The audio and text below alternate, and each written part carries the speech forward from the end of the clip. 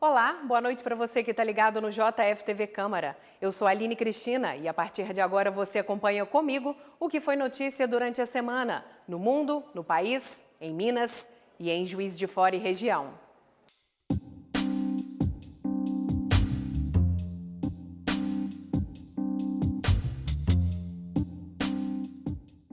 Na política internacional, o estado da Califórnia está sofrendo com o incêndio florestal mais fatal da história dos Estados Unidos. Dezenas de mortes foram confirmadas. Cerca de 4.500 bombeiros, alguns de estados distantes, como Washington e Texas, estão tentando controlar as chamas. O pior foco está na região norte de Sacramento, capital da Califórnia. Lá, mais de 250 mil pessoas abandonaram a região. 6.400 casas foram destruídas pelo fogo. Aqui no Brasil, você sabe como é feito o orçamento para todo o país? Para 2019, o projeto de lei do orçamento recebeu 9.379 emendas na Comissão de Deputados e Senadores que organiza a proposta. A saúde foi a área mais contemplada, seguida por transporte e educação. Existem vários tipos de lei orçamentárias. A primeira delas é o Plano Plurianual, o PPA, que elabora um planejamento para o período de 4 anos. Ele é encaminhado pelo Executivo ao Congresso até 31 de agosto do primeiro ano de cada governo. O PPA, depois de aprovado, vale por 4 anos e sua vigência continua até o fim do primeiro ano do próximo governo. O motivo dessa estratégia é promover a continuidade administrativa. Cada PPA de cada governo, seja da época do Fernando Henrique, do Lula, da Dilma, você enxerga lá as diretrizes daquele governo e como vai ser o direcionamento político daquele governo. Ele consegue ter esse papel de expressar o alinhamento, seja ideológico ou político, daquele governante. Com base no PPA, o governo federal envia anualmente ao Congresso, no primeiro semestre, o projeto de uma outra lei, a Lei de Diretrizes Orçamentárias. A LDO define as prioridades que irão nortear a Lei Orçamentária da União, a LOA, conhecida como Orçamento da União. É esse orçamento que indica quanto e onde gastar o dinheiro arrecadado com os impostos no período de 1 ano. Então a tendência que esse novo parlamento eleito, um novo presidente eleito, ele vai ter uma agenda muito intensa em 2019, tanto pelo lado que envolve, seja a reforma da Previdência, seja a revisão de renúncias fiscais ou novas bases tributárias e, ao mesmo tempo, de revisão de gastos, de fazer um balanço, daquilo que realmente a sociedade espera do Estado em atendimento de bens e serviços. Todos os projetos das leis orçamentárias, o PPA, a LDO e a LOA, têm a autoria do Presidente da República. No Congresso Nacional, eles são alterados e votados, primeiramente na Comissão Mista de Planos, Orçamentos Públicos e Fiscalização, composta por deputados e senadores. Em seguida, os projetos seguem para serem votados em sessão plenária conjunta do Congresso. Depois de aprovado, o projeto do orçamento volta ao Executivo para a sanção pelo presidente, transformando-se em lei. O ministro da Indústria e Comércio, Marcos Jorge, negou em audiência na Comissão de Assuntos Econômicos no Senado que tenha sido concedida patente ao laboratório norte-americano para a produção de medicamento usado no tratamento da hepatite C. O remédio revolucionou o tratamento da doença porque ele possibilita cura em cerca de 95% dos casos. Acompanhe na reportagem. Lançado no mercado em 2014, o antiviral Sofosbuvir, produzido por uma empresa americana, revolucionou o tratamento da hepatite C, porque possibilita a cura em cerca de 95% dos casos. A notícia de que o INPE, Instituto Nacional de Propriedade Industrial, teria concedido a patente do remédio para a empresa americana, provocou protestos de pacientes e ações na justiça, pois iria impedir que a Fiocruz continuasse a produzir o genérico do medicamento, que custa R$6.000, quase 5 vezes menos do que o de marca. Na Comissão de Assuntos Econômicos, o ministro da Indústria, Comércio Exterior e Serviços esclareceu que a patente do remédio não foi concedida. Nós tivemos 2 análises distintas por parte do INPI. Uma sobre o medicamento Sofosbuvir, o medicamento completo, cuja patente foi negada pelo INPI, e nós tivemos a análise de uma molécula dessa patente, que foi analisada pelo INPI e que teve o deferimento conforme foi também deferido nos Estados Unidos, União Europeia, em vários países. E essa molécula, segundo o artigo, inclusive, recém-publicado pela Fiocruz, né, num magazine, numa revista da Fiocruz, ela não é utilizada, inclusive, para a fabricação deste medicamento genérico. Garantir o incentivo à pesquisa e, ao mesmo tempo, o acesso dos pacientes a medicamentos inovadores é um desafio no debate sobre patentes. E é o que pretende um projeto apresentado pelo senador José Serra, que já foi ministro da Saúde. Explicitar a competência da Anvisa de examinar a patenteabilidade de invenções farmacêuticas à luz do interesse da saúde pública. Quer dizer, estreitando as possibilidades de conflito do INPI com a Anvisa, dando mais poder à Anvisa do que ela tem hoje. Segundo, eliminar do texto da Lei de Propriedade Industrial a possibilidade que o tempo de vigência de uma patente possa exceder a 20 anos, que é o prazo adotado pela TRIPS, pelo acordo TRIPS. E, no entanto, no Brasil, há patentes concedidas por mais de 20 anos. Polêmica. Um projeto na Câmara dos Deputados sugere abrir ao público geral o cadastro de pedófilos condenados que já cumpriram pena e estão livres. Proteger as vítimas ou estimular vinganças? 3 comissões analisam a proposta que não precisa passar pelo plenário. Atualmente, o Brasil conta com um cadastro com os dados de pedófilos, abusadores e exploradores sexuais de crianças e adolescentes. Porém, só os órgãos de segurança, como as polícias federal e rodoviária federal, têm acesso a ele. Uma proposta em análise na Câmara permite que estes dados sejam acessados pela família da vítima e pela comunidade em geral. O cadastro contém informações pessoais de condenados como nome, endereço residencial, data de nascimento e crime cometido, além da fotografia.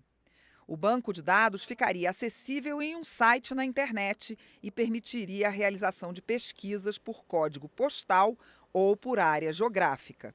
Quem fizesse a consulta também deveria se identificar. Se o projeto virar lei, cada um dos milhares de conselhos tutelares espalhados pelo Brasil poderá monitorar o pedófilo ou abusador que já cumpriu pena e está de volta à comunidade. O presidente da Associação dos Conselheiros Tutelares do Distrito Federal considera que o projeto significa um avanço importante na proteção das vítimas. A comunidade tem que se preservar ao conhecê-los. Então, nós estaríamos exercendo com mais prioridade, com mais responsabilidade a proteção às nossas crianças e aos nossos adolescentes, se nós soubéssemos que ao redor de uma escola reside um pedófilo.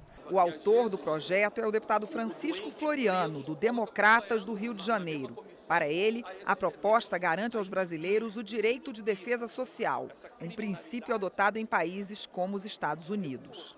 A Flórida, por exemplo, houve casos de um pai descobrir um servidor de escola pública. Agora você vê o risco que corria as crianças.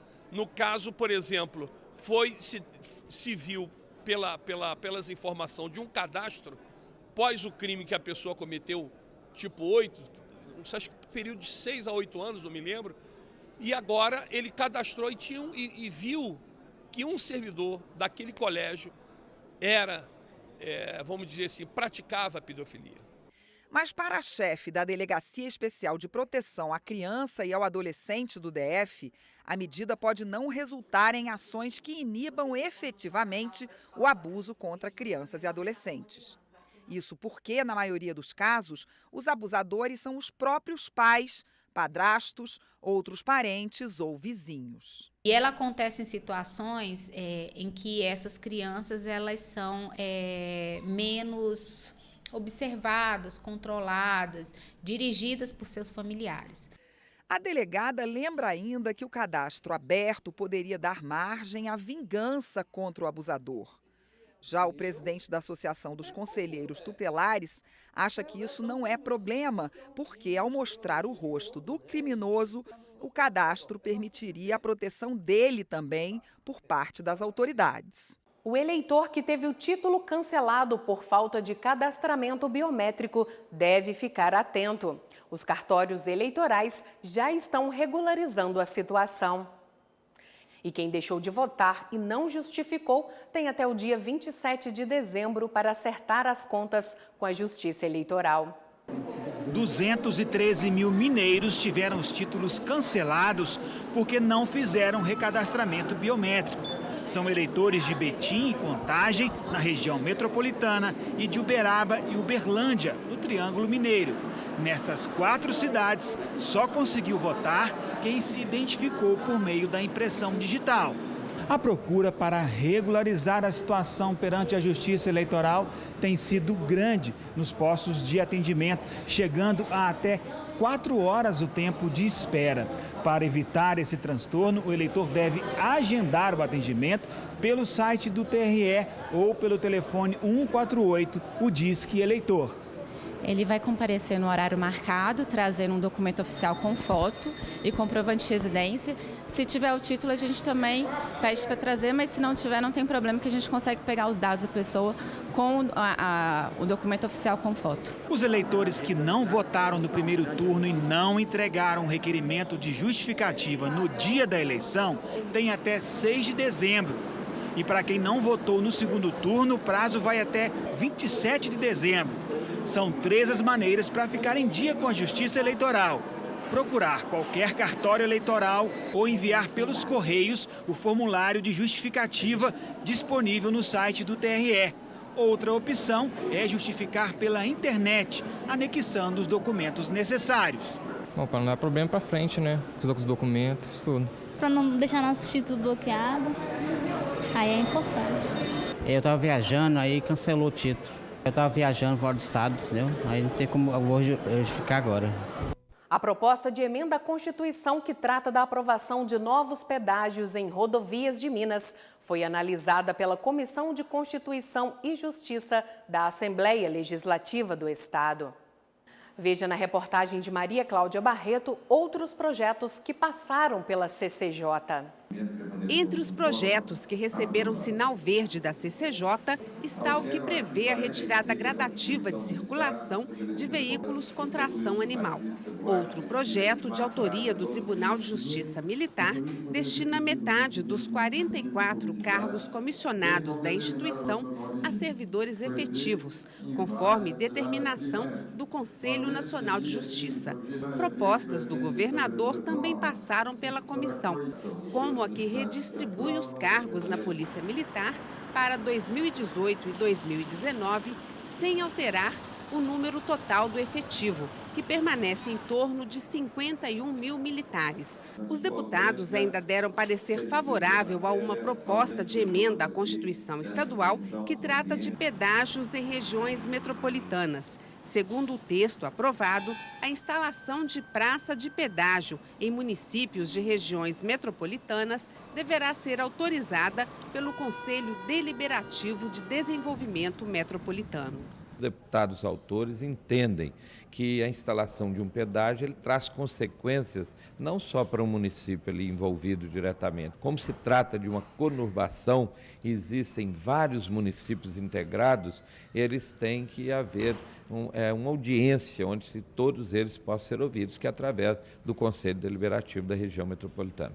O Serviço de Defesa do Consumidor da Câmara Municipal de Juiz de Fora está recebendo diversas denúncias de cobranças indevidas feitas a aposentados e pensionistas. Segundo o levantamento do SEDECOM, por mês, cerca de 20 pessoas procuram um local com a mesma queixa. O repórter Maurício Oliveira foi saber o que está acontecendo. Lucéia tomou um susto ao tirar o extrato do benefício que recebe como pensionista. Vindo descontando R$30 por mês. Aí eu resolvi ir lá no NPS para saber o que aconteceu. Aí eles falaram que é o sindicato que estão descontando da gente sem autorização dos aposentados e pensionistas. A pensionista conta que o desconto de R$30 seria uma contribuição a uma central de aposentados. Só que nenhum serviço foi contratado. Indignada, ela entrou em contato com a Previdência Social, mas o problema não foi resolvido. Dona Elane passa pela mesma situação. Tirando o extrato da minha conta bancária, eu percebi um débito automático na minha conta, a qual eu não tinha feito nenhuma permissão. Então, fui ao gerente e perguntei o que estava acontecendo, o que era aquele débito. Aí ele falou, olha, eu desconheço, mas já ouvi dizer que tem uma reportagem que estão fazendo isso em conta dos, principalmente aposentados e pensionistas.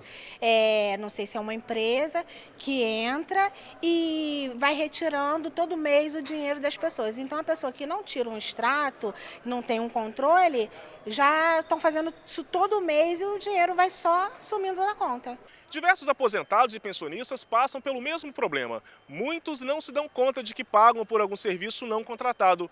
Por isso é importante ficar atento ao extrato bancário e, se necessário, procurar um órgão de defesa do consumidor.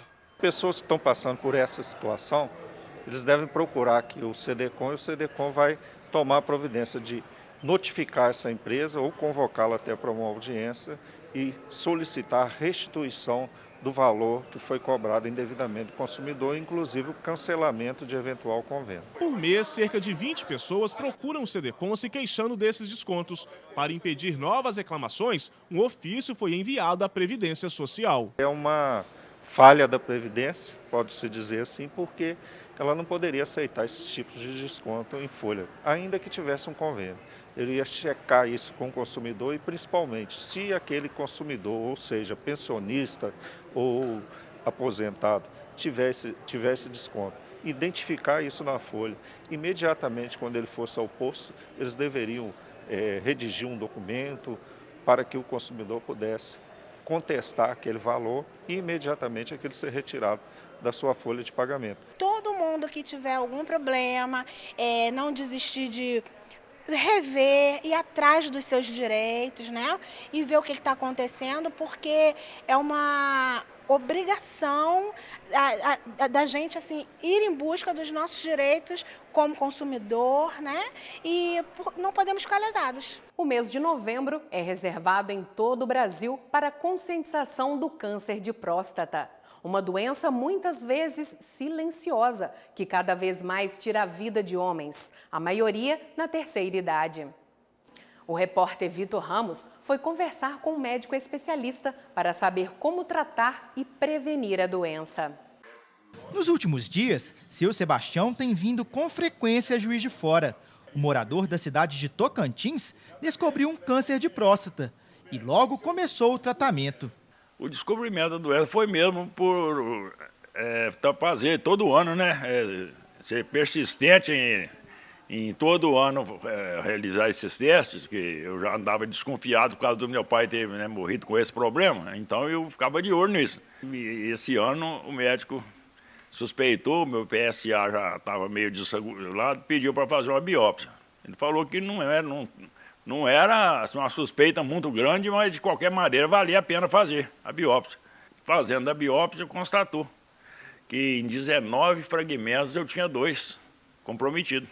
Durante os dias em que está na cidade, ele fica nessa casa de passagem e acolhimento a pacientes com doenças oncológicas. Em média, elas fazem de 20 a 25 sessões, né, de segunda a sexta-feira. Tá? E na sexta-feira eles vão para a cidade deles, e eles voltam na segunda-feira. Eles têm, durante a semana, são 5 refeições por dia, né? Tem banho, tem o pernoite, tudo assim, no maior conforto e dignidade. O câncer de próstata é o segundo que mais mata homens no Brasil, atrás somente do de pulmão. Segundo dados do Instituto Nacional do Câncer, a estimativa é que até o final desse ano, o número de casos chega a 68 mil. Os sintomas nem sempre são claros. O câncer de próstata, na fase inicial, não traz sinais e sintomas. Sim, quando o processo está um pouco mais avançado, ele pode trazer alterações do aparelho urinário baixo. São chamados sintomas urinários baixos, como ardência para urinar, frequência urinária, o paciente urina com muita frequência aos poucos, eventualmente sangramento urinário. A partir do nosso acesso ao PSA e com as campanhas que foram cada vez mais motivando o homem a fazer ao seu exame preventivo, aos cuidados com a saúde do homem, nós tivemos a oportunidade de diagnósticos precoces e, consequentemente, evitarmos o diagnóstico de uma doença mais avançada. O médico alerta para a realização de exames regulares. Em caso de diagnóstico positivo da doença, existem várias formas de tratamento. Deve ser estimulado a buscar o seu urologista a partir dos 45 anos. Já se fala a partir dos 50 anos, quando não existe nenhum caso familiar de câncer da próstata, ascendentes paternos. A partir do momento do diagnóstico, hoje nós temos que ainda é padrão ouro de tratamento o cirúrgico. Existem outros, como radioterapia externa, braquiterapia, e já se fala até na vigilância ativa, que não é o melhor tratamento. No Novembro Azul, mês de conscientização sobre o tema, ações são realizadas no mundo inteiro. Em Juiz de Fora, uma lei de autoria do vereador Fiorilo, do PTC, prevê que atividades de combate ao câncer de próstata sejam feitas. No dia 14 de novembro, o Ascomóvel esteve em frente à Câmara. As pessoas puderam marcar exames e receber orientações. Uma equipe de urologista do hospital, eles fazem um multirão no mês de novembro, fazendo o toque nos homens acima de 50 anos. Então hoje a gente está aqui na Câmara Municipal realizando o agendamento, dando orientação para esses homens, o agendamento do multirão, do toque lá nas Concer. A gente vai encaminhar o pedido já vai fazer o pedido do PSA e aí ele vai ter o atendimento lá no hospital com os urologistas do corpo clínico. O câncer de próstata é uma doença muito ingrata. Por quê? É uma doença que aparece no homem, ele sem sintoma nenhum, e quando ele começa a sentir as dores, os problemas inerentes à doença, já é tarde demais. Por isso que nós temos que fazer a prevenção do câncer de próstata, é conscientizar os homens de fazer essa prevenção, que são exames simples de fazer, não tem que ficar com vergonha de fazer um exame desse, porque ele pego no início, descoberto no início, a chance de cura é muito grande. Então, fazendo o PSA, indo no médico anualmente, depois dos 40 anos, principalmente a pessoa negra, que tem esse cuidado maior ainda, e a partir de 45 anos para todo mundo, essa prevenção é fundamental. Muitos homens estiveram no local e aproveitaram para marcar os exames. Já venho acompanhando uns 10 anos, de 5 em 5, acho, né? Eu já passei de 50, desde os 45, já fiz umas 2 vezes o PSH. O toque não, mas agora estou disposto a levar o toque para conferir. Tem que estar sempre com aquilo na mente. Poxa, tem que cuidar da minha saúde, então onde tiver, a gente vai. Foi aprovada em Juiz de Fora uma lei que obriga a presença em creches e escolas de funcionários capacitados para os primeiros socorros. As instituições que não cumprirem a norma poderão ser advertidas e multadas. Acompanhe na reportagem do Maurício Oliveira. Ana trabalha como auxiliar educacional numa escola infantil de Juiz de Fora há 13 anos. Para melhorar a qualidade, ela fez um curso de técnica em enfermagem e sabe o quanto isso é importante. Aprendi que eu posso ajudar uma criança, por exemplo, no caso de engasgar, no caso de uma ferida, fazer um curativo. Prestar os primeiros socorros mesmo. Letícia é estagiária em pedagogia na mesma escola e também participou de uma capacitação de primeiros socorros. A gente pode socorrer desde do básico, que é um sangramento nasal, quanto a uma fratura. Independente de ser em escola, assim, qualquer ambiente que esteja trabalhando com a criança é bastante importante. A decisão de capacitar as profissionais veio da direção da escola. Dos 40 funcionários, 4 já fizeram capacitação. Hoje a gente tem aí várias crianças, cada uma com uma característica própria. Algumas são muito ativas, outras não, mas incidentes acontecem.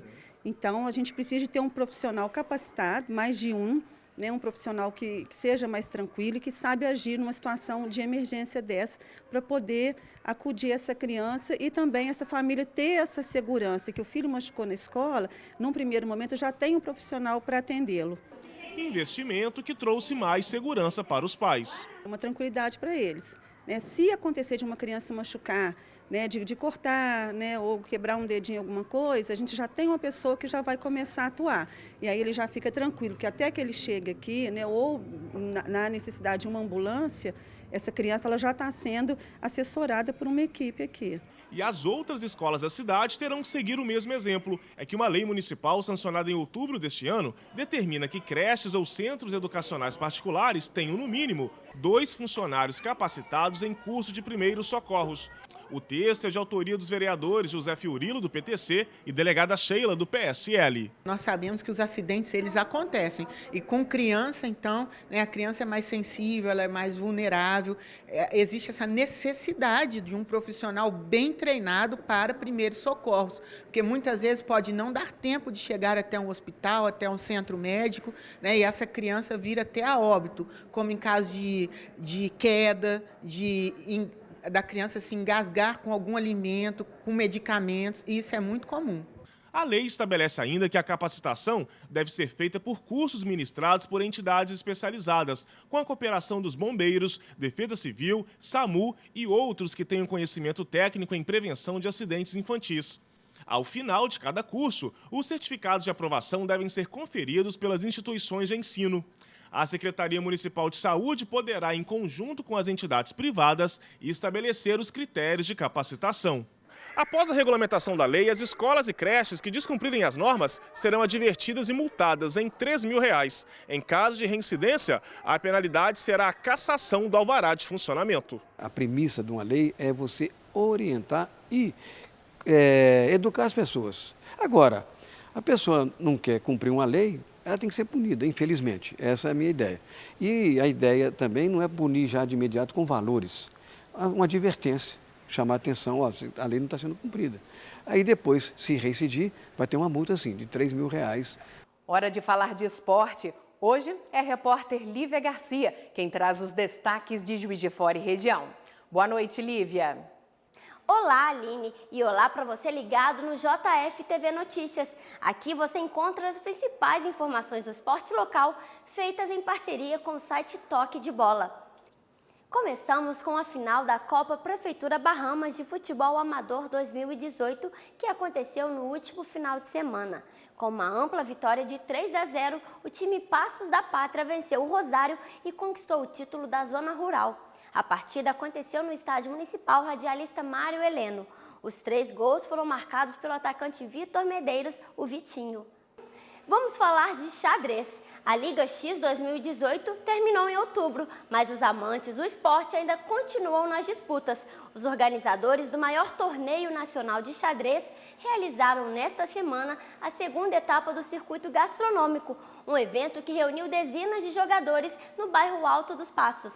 Mas a competição não acaba por aí. Os participantes voltam a se enfrentar nos dias 22 e 28 de novembro. E a grande final está marcada para 5 de dezembro no Independência Shopping. A iniciativa tem o objetivo de estimular os praticantes locais e preparar para as competições futuras, atraindo também novos jogadores. As juiz-foranas Juliana Rosa, de 29 anos, e Larissa Almeida, de 15, estrearam com o pé direito nas competições de Muay Thai. As atletas, que são novas no esporte, competiram no último sábado e venceram no ringue do primeiro Golden Girl, torneio feminino realizado em 3 Rios. Enquanto a mais jovem derrotou a adversária na categoria até 60 quilos, Juliana levou a melhor na disputa até 58 quilos. Agora é a vez do vôlei. Os últimos dias foram satisfatórios para o JF Vôlei, a equipe que se prepara para a disputa da Superliga B, que começa em janeiro do próximo ano, recebeu 2 contratações e um reforço saindo do departamento médico. O clube anunciou oficialmente a chegada do oposto William Kerber e do levantador Odilon Fortini. Além disso, o central Diego Almeida, que estava lesionado, voltou aos treinos. Para o técnico Marcos Henrique, as novidades elevam o nível e a competitividade da equipe. Eu volto com você, Aline. Obrigada, Lívia. A programação cultural do fim de semana está repleta de dicas. A Juliana Morandi reuniu algumas para nós. Confira. Sábado é dia de corrida com cerveja. É isso mesmo. O circuito cervejeiro funciona da seguinte forma. Os participantes têm 4 quilômetros para percorrer e no meio do caminho degustam diversas cervejas. O evento começa ao meio-dia e custa de R$ 75 a R$ 95. Tanto a largada quanto a chegada são na Mister Tugas. Ah, vale lembrar, é diversão, viu? À tarde, na Dunk Club, tem Leonardo de Freitas e Fabiano e Grupo Alquimia. O Sunset Dunk traz os ritmos sertanejo e do pagode a partir das 14h. A entrada é R$ 30. Ainda em cartaz, o espetáculo A Bala de Prata, do Grupo Divulgação. De quarta a domingo, sempre às 20h30. Inteira a R$ 20 e meia entrada a 10. MC Kevin está de volta a Juiz de Fora e anima a noite da Avalon, juntamente com Leonardo de Freitas e Fabiano, DJ Lavínia e Luísa Lu. O funk começa às 11h e os ingressos custam de R$ 50 a R$ 80. Até o dia 18, a cidade recebe a segunda mostra Inventa em Cena. A proposta é traduzir o teatro em mesas de debates, oficinas, peças e cenas curtas. 5 delas acontecem às 18h no Centro Cultural Bernardo Mascarenhas. Já no domingo, tem o monólogo Motriz, na Sala de Giz, às 7h, com ingressos que variam de R$ 10 a R$ 20. Domingo, no Café Musique, tem grupo Bom Bocado e DJ Célio Negrão, a partir das 21h, com entrada na portaria a R$ 15 para mulher e R$ 25 para homem. Na quinta-feira, o Teatro Pascoal Carlos Magno é palco do TEDx Rua Alfield, com o tema O Eco das Micro-Revoluções. A proposta é apresentar pessoas que se destacam com o poder de transformar a sociedade com ações inovadoras. O evento começa às 18h, com ingressos que chegam a R$ 170. Começa na sexta-feira, dia 16, e vai até domingo, dia 18, o JF Gourmet. Nessa primeira edição do evento, o Parque Alfield traz gastronomia, cervejarias, cachaçarias e bandas de rock. Ah, no primeiro dia, quem comprar 300 ml de cerveja, leva 500. É o Black Friday cervejeiro. O JF TV Notícias fica por aqui. Um ótimo fim de semana para você e até semana que vem.